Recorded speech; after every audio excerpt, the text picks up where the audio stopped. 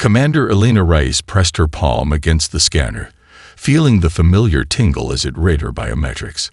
The heavy security doors of the Earth Naval Authority's Deep Ocean Research Division slid open with a pressurized hiss.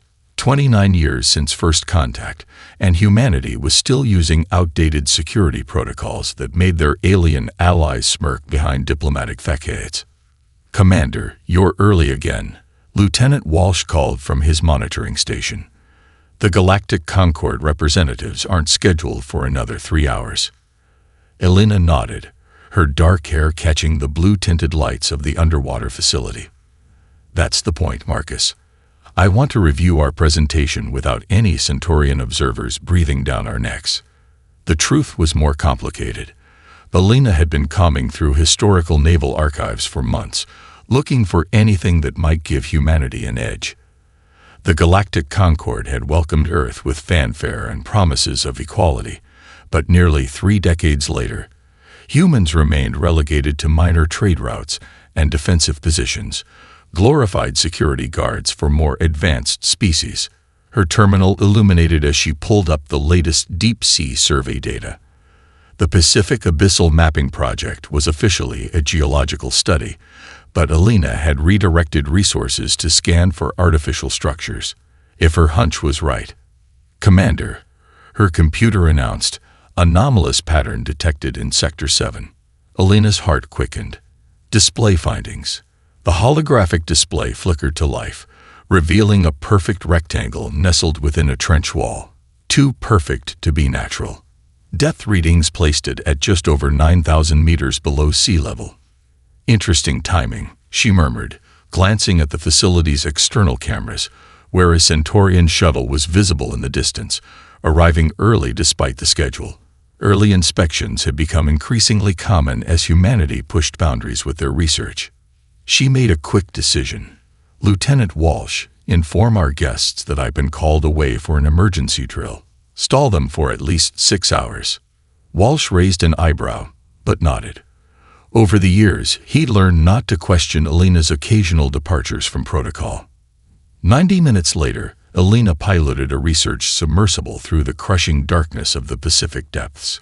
The vessel's lights cut through the black water, illuminating strange deep-sea creatures that scattered from the human intrusion. "Navigation system confirms we're approaching the anomaly," she told herself, more for the log recording than any need for conversation. The submersible's external sensors picked up the rectangular outline, now visible through the silt, a massive door embedded in the ocean floor. As she approached, ancient symbols became visible. United States Naval Research Division, 2054, a facility that existed in no official records Elena had ever seen. She maneuvered the submersible closer, using its mechanical arms to clear decades of sediment from what appeared to be an external access panel. Working methodically, she bypassed the ancient security systems with universal override codes that, remarkably, still functioned on the old technology. With a grinding protest of mechanisms unused for over a century, the massive doors began to part, revealing a dark chamber beyond. Elena cautiously piloted the submersible inside, finding an automated airlock system that still functioned. Once sealed inside, she watched in amazement as water drained from the chamber, leaving her vessel resting on a dry floor. The facility's emergency systems activated, ancient LED lights flickering to life along corridors that hadn't seen human presence in generations. Elena donned her pressure suit and exited the submersible, her footsteps echoing in the abandoned complex. "What were they hiding down here?" she whispered, following the illuminated pathway to a central command room. The room contained outdated computer terminals surrounding a central holographic projector. Elena located what appeared to be the main power switch and activated it. The ancient systems hummed to life, surprisingly operational after decades of dormancy. "Welcome back, naval personnel," an automated voice announced as screens illuminated around her. "Project Neptune archives accessible. Security clearance required." Elena connected her modern interface device to the system, running decryption algorithms against the outdated security. Within minutes, she had access. What she found left her breathless. detailed schematics for propulsion systems unlike anything currently used in Earth's fleet or any Concorde vessel she'd encountered. The designs implemented principles of water displacement and hydrodynamics in ways that created energy from dimensional phase variances, principles that worked exponentially better in liquid environments. This is why they buried it, she realized, scanning through classified reports. They developed technology that worked completely differently from conventional approaches. A sudden alert from her submersible interrupted her thoughts. External sensors had detected another vessel approaching rapidly, not human in design. Alina quickly downloaded the archives to her secure data storage and prepared to leave when the facility shuddered violently. Something had struck the outer doors. Alina grabbed the data storage unit and ran back toward her submersible, the facility's ancient structure groaning under new stresses. Through the external cameras, she glimpsed a sleek, predatory shape circling, neither human nor matching any Concorde design she recognized. As she sealed herself back in the submersible and prepared for emergency departure, Alina knew two things with certainty. She had discovered technology that could change humanity's position in the galaxy, and someone didn't want it found. The game had changed. Now she just had to survive long enough to play it. Absolutely not, Admiral Jack Thompson said, his weathered face set in stone as he paced the secure conference room.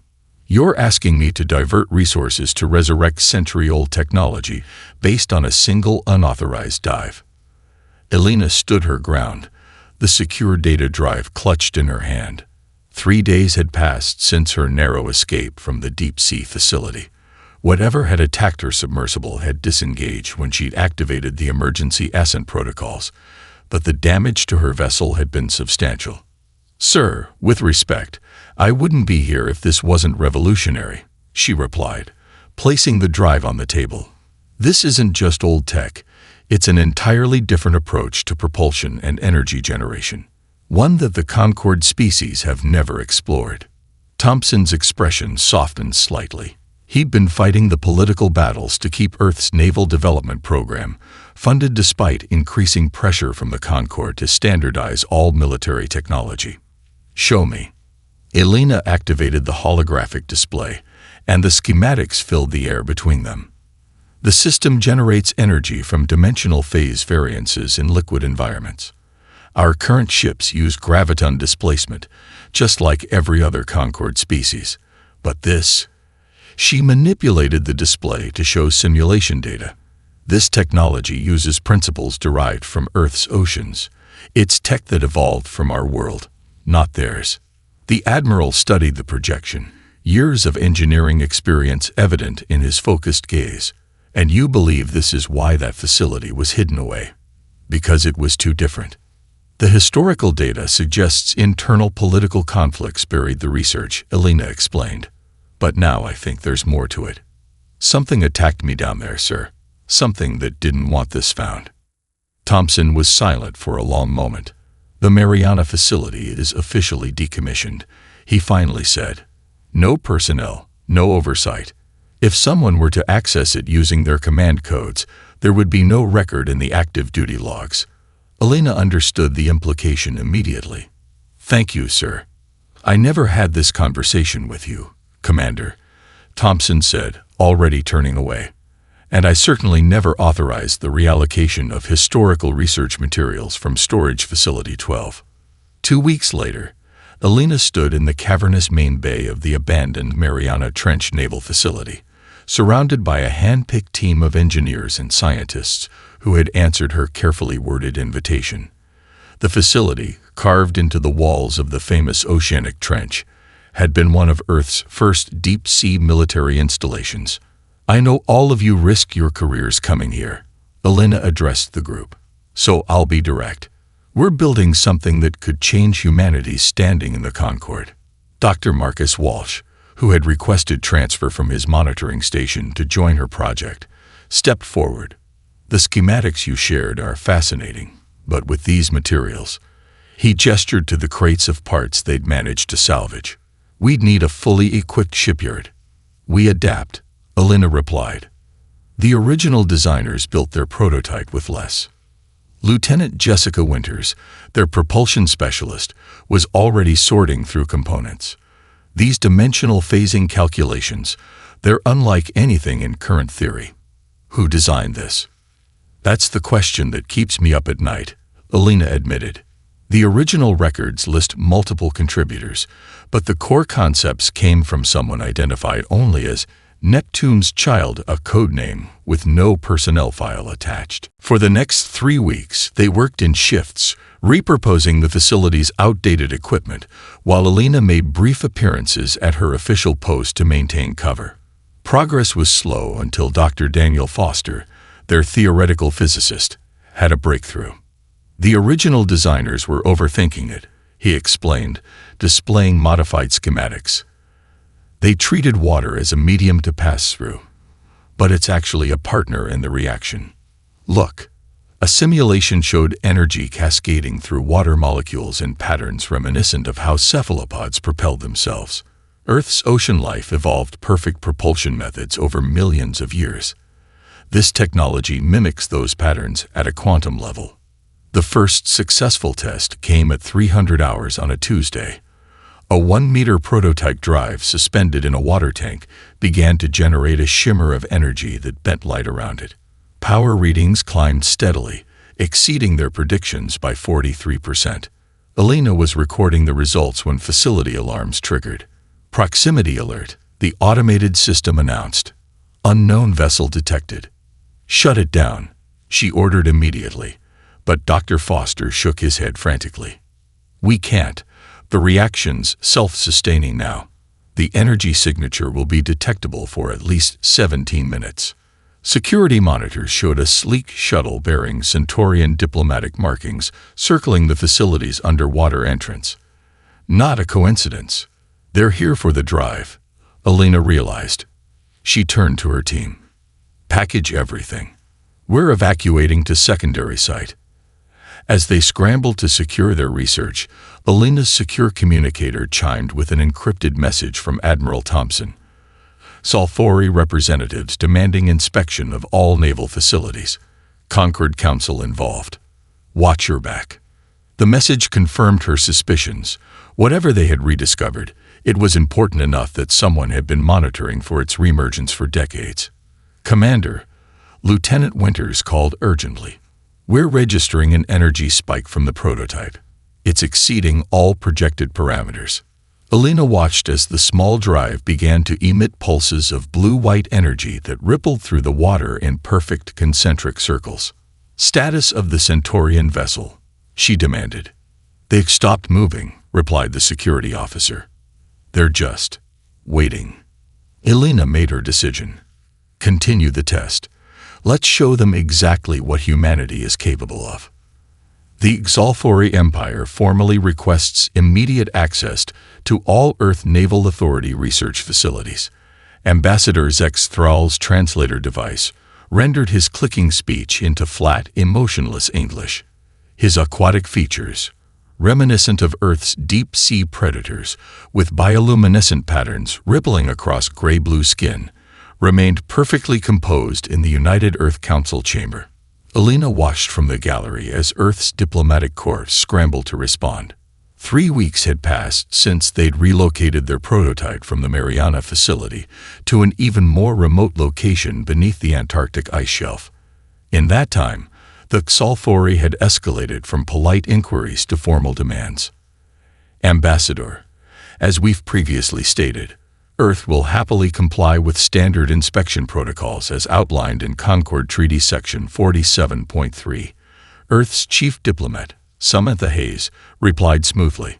However, your request for unrestricted access exceeds established agreements. The Sulfuri ambassador's gill slits flared slightly, a sign of irritation Alina had learned to recognize during her mandatory xenobiology training. The Concord Council has received reports of unusual energy signatures emanating from Earth naval facilities, signatures consistent with prohibited research. Alina's secure communicator vibrated against her wrist. A message from Admiral Thompson. Asterisk emergency meeting. Secure location Alpha. Now. Asterisk. She slipped out of the chamber and made her way through the labyrinthine corridors of the Geneva complex. Security protocols had been heightened, with more Concord observers present than she'd ever seen before.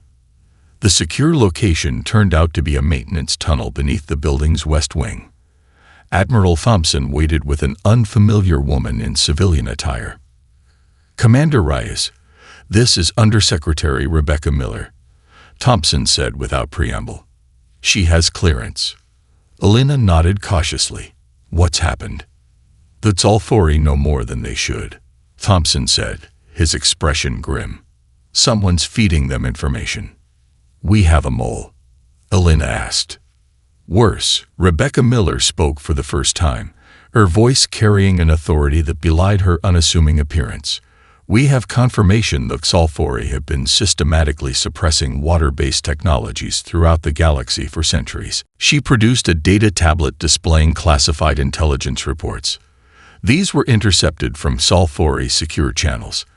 They'd been sabotaging any species that develops technology similar to what you've rediscovered. Elena studied the reports. Dozens of cases where promising aquatic technologies had mysteriously failed.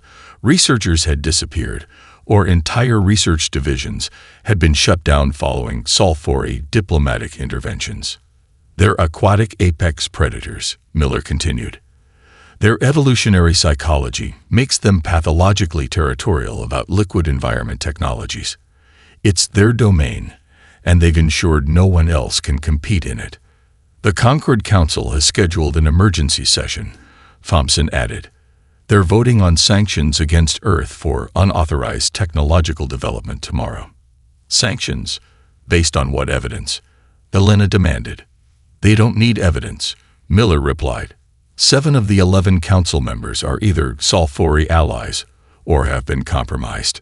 Thompson's communicator chimed. He checked it, his face paling. "We need to move. Now." "What is it?" Elena asked. "Security breach at Antarctic base. They found your team." The 3 of them hurried through the maintenance tunnels toward the diplomatic shuttle bay. As they rounded a corner, a shadow detached itself from the wall. Humanoid but moving with unnatural fluidity. "Down," Thompson shouted, pushing Elena aside as a silent energy weapon discharged. The bolt struck the Admiral square in the chest, dropping him instantly. Miller drew a compact sidearm from beneath her jacket, returning fire with practiced precision. The assassin writhed as multiple rounds struck it, revealing a shimmer of scales beneath its camouflage suit before it collapsed. "Zalthori operative," Miller confirmed, kneeling beside Thompson. She checked his vitals and shook her head grimly. "He's gone." Elena stared in disbelief at Thompson's lifeless form. "He was our only high-level supporter." "Not your only one," Miller corrected, already accessing emergency override controls on a nearby panel. "Thompson recruited me years ago. We've been preparing for something like this." "Who are you really?" Elena demanded as they entered a secure elevator. "Former Naval Intelligence. Now I'm your new connection to Earth's pre-Concord military structure." Miller's expression was unreadable. "The Admiral believed in your project, Commander. He thought it might be our only chance to break the Zalthori stranglehold." The elevator descended rapidly, bypassing standard security protocols. "Where are we going?" Elena asked. "To complete what you started," Miller replied. "Your team is being extracted from Antarctica as we speak. The prototype is already en route to the construction site." "What construction site?" Miller's lips curved into a slight smile. "The one where we've been building humanity's first ship with your rediscovered drive system. For the past 6 months, we've been assembling components in an abandoned mining facility on Europa." The elevator doors opened to reveal a small, unmarked shuttle. "Welcome to the real Earth Naval Authority," Commander Miller said. "The one that never stopped preparing for this day." The Ine Leviathan hung in the darkness of Europa's shadow, its hull reflecting the faint, distant sunlight in rippling patterns reminiscent of light filtering through ocean depths. Elena stood on the observation deck of the construction facility, taking in the vessel's unconventional design. Unlike the angular, mechanical aesthetic of standard Concorde ships. The Leviathan's form followed organic curves, almost cetacean in appearance. "Beautiful, isn't she?" Dr. Foster said, joining Elena at the viewport. "We incorporated biomimetic principles throughout the design. The outer hull micropatterns are based on shark skin." Elena nodded. "How soon until she's operational?" "The phase drive is installed, and the preliminary tests exceed all expectations," Foster replied. "But we're still calibrating the navigation systems. The way this drive interacts with spacetime is unprecedented." Rebecca Miller entered the observation deck, her usual composed demeanor showing cracks of urgency. "We've received a distress call from New Atlantis Colony. They're under sulfuri blockade. All supplies cut off. Communications being jammed." "New Atlantis. That's one of our oldest settlements," Elena said. "What's their justification?" "They're claiming the colony is harboring technological terrorists," Miller replied. "It's a pretext. They're making an example of our most successful independent colony." Elena turned back to the viewport, studying the ship. "What's our timeline for deployment?" "Minimum 3 weeks for proper shakedown and crew training," Foster answered. "We don't have 3 weeks," Elena decided. "How soon can we launch?" Foster exchanged glances with Miller. "With a skeleton crew, 48 hours. But Commander, this would be far from a controlled test flight. The drive hasn't been tested at full capacity." "The people of New Atlantis don't have 3 weeks either," Elena said. "Begin preparations. I want a volunteer crew assembled in 24 hours.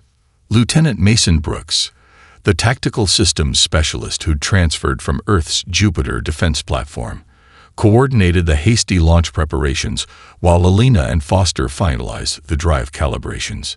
The Leviathan's interior was sparse, much of the ship's mass dedicated to the massive phase drive system occupying the central hull. "Final systems check complete," Brooks reported as the skeleton crew of 17 took their positions on the compact bridge. "All stations report ready, though engineering is still complaining about the hurried calibrations." Elena settled into the command chair. "Note in the log that this launch is under my authority against technical recommendation. No one else takes blame if this goes sideways." A stellar storm was building in Jupiter's magnetic field, the perfect cover for their unauthorized departure. The Leviathan detached from its construction cradle with surprising grace for a vessel of its size. "Phase drive initializing," Foster reported from the engineering station. "Power levels stable at 40% capacity." "Set course for New Atlantis Colony," Elena ordered. "Standard approach trajectory to mask our departure." The Leviathan slipped away from Europa, its conventional engines providing initial thrust until they cleared Jupiter's gravity well. Once they reached open space, Elena gave the order they'd all been waiting for. "Engage phase drive. Start at 20% output." The effect was immediate, and unlike anything Elena had experienced in her naval career. Rather than the sharp acceleration of conventional drives, the Leviathan seemed to slide into motion as space itself became more permeable around them. Stars smeared across the viewports not from speed, but from the ship's passage through the dimensional boundary between normal space and what Foster had termed liquid space. "This is..." Brooks struggled for words as he monitored the tactical systems. "We're already past Mars orbit. That should be impossible." Foster's eyes were wide as he studied the readings. "The drive is functioning at triple projected efficiency. At this rate, we'll reach New Atlantis in hours rather than weeks." Elena felt a surge of vindication. This was exactly what humanity needed. Technology that didn't just match the Concorde standards but fundamentally rewrote them. "Sir," the communications officer interrupted her thoughts. "We're receiving updated distress calls from New Atlantis. 3 sulfuri cruisers have begun orbital bombardment of defense installations.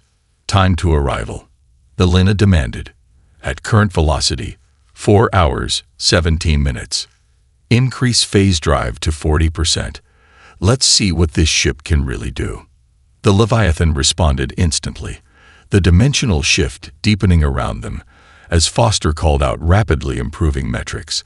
When they dropped out of phase near New Atlantis 7 hours later, the ship had performed beyond their wildest expectations. The colony came into view, a sprawling underwater and surface settlement on a primarily oceanic world. Above it loomed 3 predatory Xalfori vessels, their weapons systematically targeting the colony's defensive shield generators. "They haven't detected us yet," Brooks reported. "Their sensors are designed to track our phase signature." Elena studied the tactical display. "Position us between the colony and the Xalfori ships. Defensive systems only.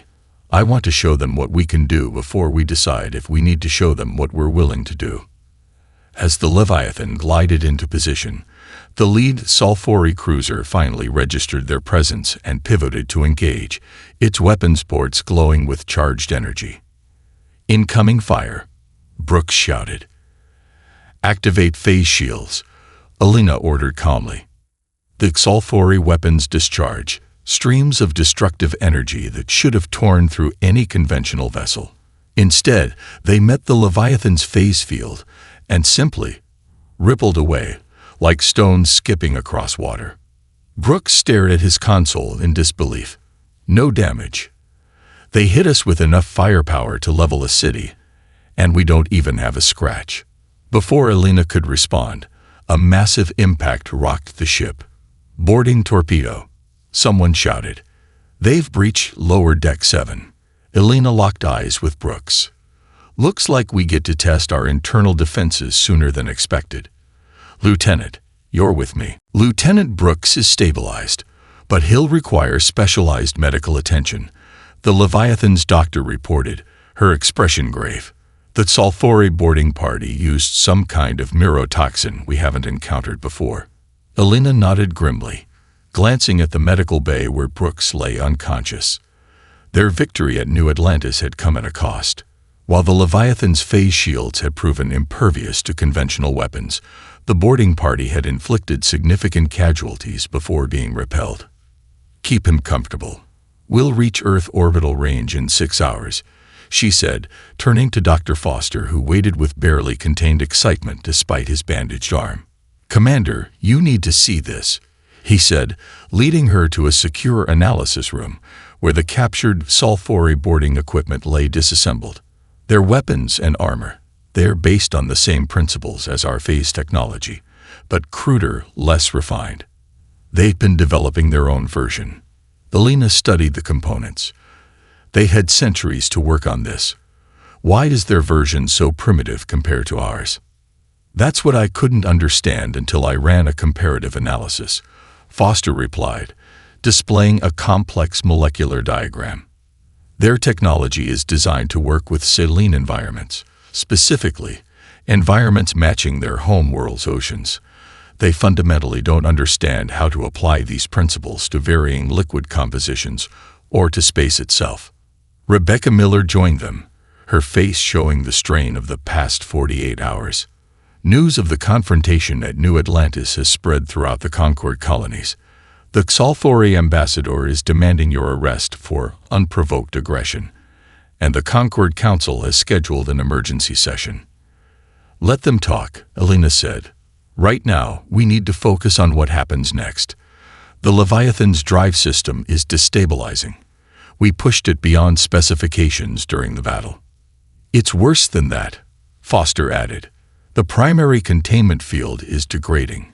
We have about 12 hours before critical failure." "Can you fix it?" Elena asked. Foster shook his head. "Not without a complete redesign. We missed something fundamental in the original schematics." Before Elena could respond, Miller's communicator chimed. Her eyes widened as she read the message. "Commander, you've been ordered to return to Earth immediately. You're facing a court-martial for unauthorized deployment of an experimental vessel and violation of Concord treaties." "Wonderful," Elena muttered. "Any other good news?" "Actually, yes," Miller replied, her expression shifting to something almost like satisfaction. "The court-martial is being overseen by an independent arbiter, someone who specifically requested to be present." 6 hours later, Elena stood at attention in a hastily convened military tribunal. The chamber was packed with Earth Naval Authority officials and Concord observers, including a contingent of Sulfuri representatives, who made no attempt to hide their hostility. Admiral William Carter, Thompson's replacement, read the charges in a monotone voice that revealed nothing of his personal feelings on the matter.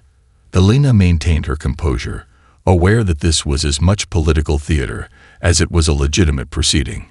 Before the defendant responds to these charges, Carter announced, the court recognizes Special Arbiter James Anderson. A murmur ran through the assembly as a tall, white-haired man entered from a side door. He moved with the careful gait of someone recently awakened from long-term cryostasis, but his eyes were sharp and evaluating as they fixed on Alina. Dr. Anderson, Carter acknowledged, you have requested the right to question the defendant directly. Anderson nodded, approaching Alina. Commander Reyes, I've reviewed the specifications of your vessel, the Leviathan. The phase drive design, where did you obtain it? From sealed archives located in a submerged facility in the Pacific Ocean, Alina answered carefully. Records indicated development circa 2054. And what problems did you encounter during implementation? He asked. Alina hesitated, then decided honesty was her only viable strategy. The drive performed beyond expectations initially, but the containment field is now degrading. We expect critical failure within hours. Anderson smiled faintly. Because you're missing a key component. The schematics you found were deliberately incomplete, a security measure I implemented personally. The chamber erupted in whispers as Alina stared at the man. You're Neptune's child, she realized aloud. The original designer. I was the project lead, Anderson confirmed. And I ensured that if the technology was ever rediscovered, it would fail safely rather than catastrophically if assembled according to the archived plans. He turned to address the tribunal. I request all charges against Commander Reyes be dismissed. Her actions have confirmed what I theorized 70 years ago, that humanity would eventually need this technology to secure its position among the stars. Objection. The Sulfuri representative hissed through his translator. This human admits to developing prohibited technology. Prohibited by whom? Anderson countered. The original research predates first contact by decades. No Concord treaties existed when this technology was developed. He produced an ancient data crystal. This contains the complete schematics, including the quantum resonance stabilizer that prevents containment degradation. I propose a trade. The charges against Commander Reyes are dropped, and in exchange, I provide Earth Naval Authority with the means to save the Leviathan and develop this technology further. Admiral Carter leaned forward. And why would you make such an offer, Dr. Anderson? Because Commander Reyes has proven my theory correct, Anderson replied, looking directly at the Sulfuri delegation. Our aquatic evolutionary heritage gives us insights that other species lack, even those evolved from water themselves. The Sulfuri understand domination of water environments. Humanity understands adaptation within them. He handed the crystal to Alina. The Leviathan isn't just a ship, Commander. It's the first step toward reclaiming humanity's birthright. Mastery of the liquid state that comprises 70% of our home world and exists throughout the universe in forms we're only beginning to understand. For the first time since the ordeal began, Alina felt a glimmer of genuine hope. Thank you, Doctor, but we still need to save the ship before we can worry about the future. Anderson smiled. Then we'd better get to work. The quantum resonance stabilizer functions by creating a perfect harmonic between the phase drive and normal spacetime, Dr. Anderson explained, his hands moving deftly across the Leviathan's engineering console despite his advanced age. Without it, the dimensional boundaries become increasingly chaotic with each activation. Alina watched as the ship's systems responded to the modified protocols. Across the engineering bay, Dr. Foster and his team implemented Anderson's designs with expressions ranging from awe to disbelief. The power output is stabilizing, Foster reported. Containment field integrity restored to 97% and climbing. 3 months had passed since the court-martial, While Alina had been officially reprimanded, the diplomatic fallout from New Atlantis had forced the Concord Council to acknowledge humanity's right to develop historically originated technologies. The Xalfori had retreated into ominous silence, their embassy on Earth suddenly understaffed, and their military vessels conspicuously absent from normal patrol routes. "Dr. Anderson," Alina said, keeping her voice low, "you mentioned you deliberately left the stabilizer out of the archived plans. Why?" Anderson's eyes, sharp despite his years in cryosleep, met hers. "Because I understood how revolutionary this technology was, Commander. I knew if it fell into the wrong hands, or was developed at the wrong time, it could destroy us. You anticipated first contact. I anticipated humanity would eventually encounter other spacefaring species," he corrected, "and I wanted to ensure we held at least one technological advantage when that happened. The phase technology isn't just a propulsion system. It's a fundamentally different approach to manipulating reality." Their conversation was interrupted as Admiral Michael Coleman entered the engineering bay. Since replacing the deceased Admiral Thompson, Coleman had thrown the full weight of his authority behind Project Neptune, as the phase technology development had been officially designated. "Progress report," Coleman demanded without preamble. "The Leviathan is fully operational, Admiral," Alina responded, "and the retrofitting of the Jupiter defense vessels is proceeding ahead of schedule." Coleman nodded with satisfaction. "Good. Because intelligence suggests the Xalfori are mobilizing their abyssal armada." "Already?" Foster looked up with alarm. "Our projections gave us at least 8 months before they could organize a significant response force." "Our projections were wrong," Coleman said grimly. "We've intercepted communications indicating they consider the phase technology an existential threat. They're pulling ships from every sector of their territory." Alina wasn't surprised. The confrontation at New Atlantis had demonstrated that humanity's phase shields rendered conventional Xalfori weapons ineffective. "How many ships can we have ready in time?" 7, including the Leviathan, Coleman replied. "Not enough for a direct confrontation." Dr. Anderson, who had been quietly listening, spoke up. "Perhaps we don't need a large fleet if we can provide other advantages." All eyes turned to him as he continued. "The phase technology works on principles that exist throughout the galaxy, principles that many species may have explored before being suppressed by the Xalfori." Coleman's expression sharpened with interest. "You're suggesting we find allies?" "I'm suggesting we offer something the Xalfori never have. Cooperation instead of dominance," Anderson clarified. "Free passage through controlled space, technological exchange rather than suppression." For the first time in months, Alina allowed herself to feel genuine optimism. "We make a public offer to non-Xalfori worlds, show them what we've developed and offer to share it." The announcement came the following day. Admiral Coleman, standing before the United Earth Council with Alina and Anderson flanking him, declared the formation of the Deep Current Fleet and extended an unprecedented offer to independent worlds and Concord members alike: free passage through Earth-protected space lanes and technological cooperation on phase-based systems. The response was immediate and overwhelming. Within weeks, diplomatic envoys from a dozen species arrived on Earth, many bringing with them their own suppressed water-based technologies that had been abandoned after Xalfori interventions. "It's remarkable," Alina said as she and Dr. Foster reviewed the incoming technical data. Each species approached the fundamental principles differently based on their own evolutionary background. Foster nodded excitedly. "The Aquali developed membrane technology that almost perfectly complements our phase field generators, and the Merovic pressure systems could increase our efficiency by at least 30%.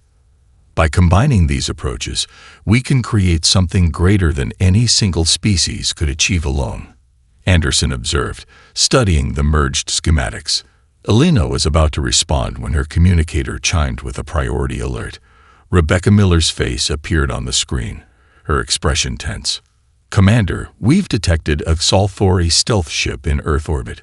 We believe they've infiltrated the Neptune research facility." Securing the facility is our top priority, Elena said immediately. But this might also be an opportunity to understand exactly what the Sulfuri know about our technology.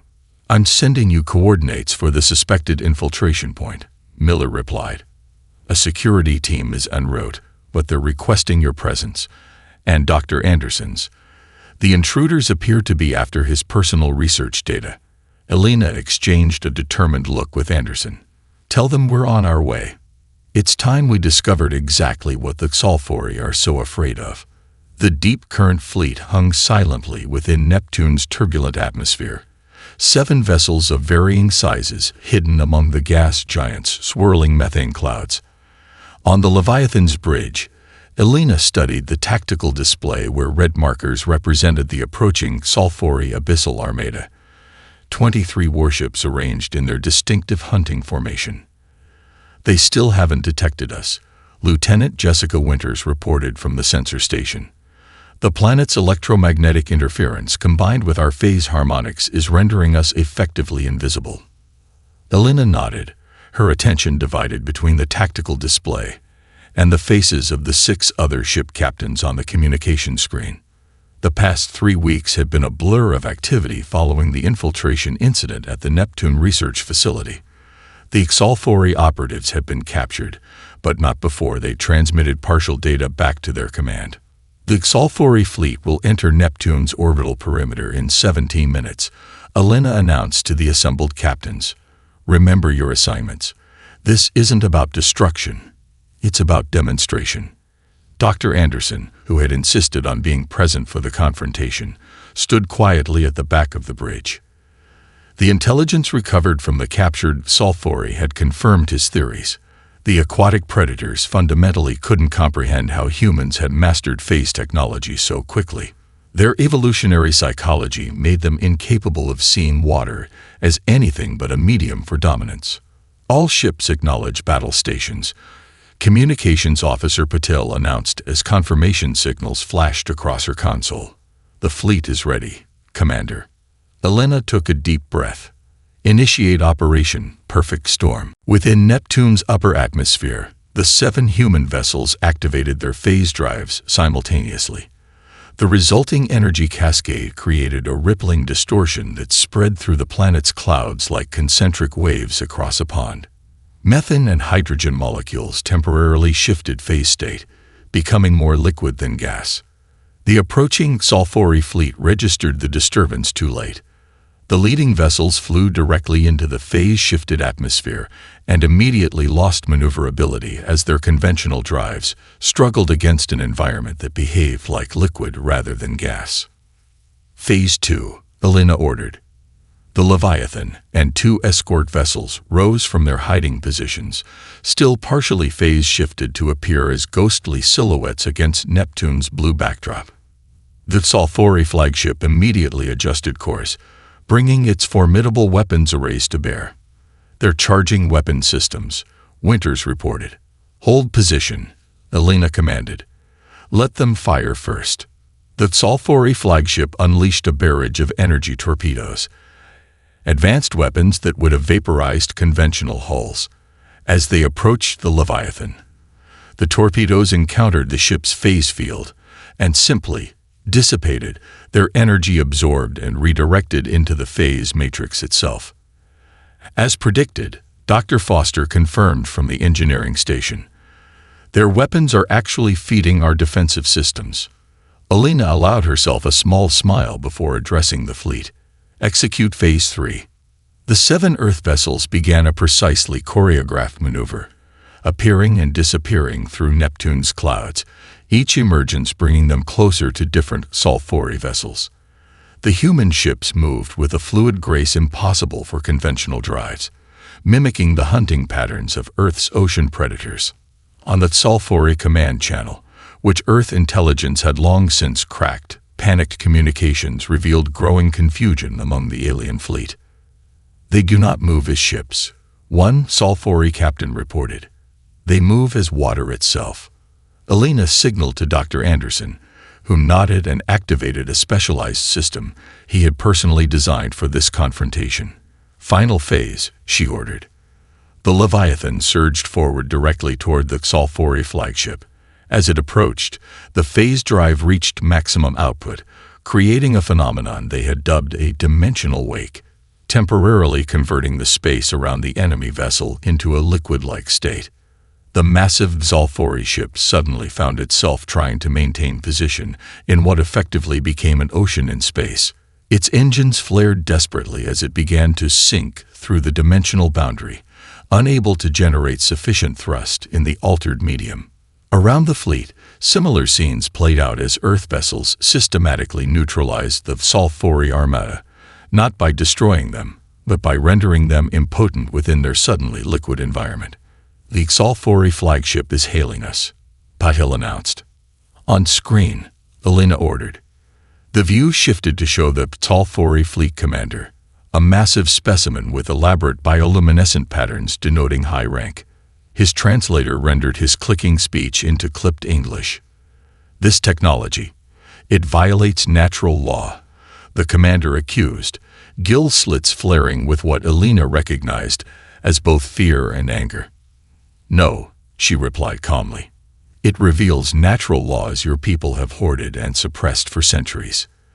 The Sulfuri commander's eyes narrowed. "You could destroy us all now. Your weapons would function while ours cannot." Elena studied the alien predator thoughtfully.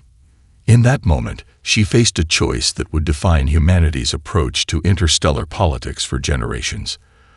The tactical display showed the Sulfuri flagship completely at their mercy, its weapons disabled, and life support systems struggling.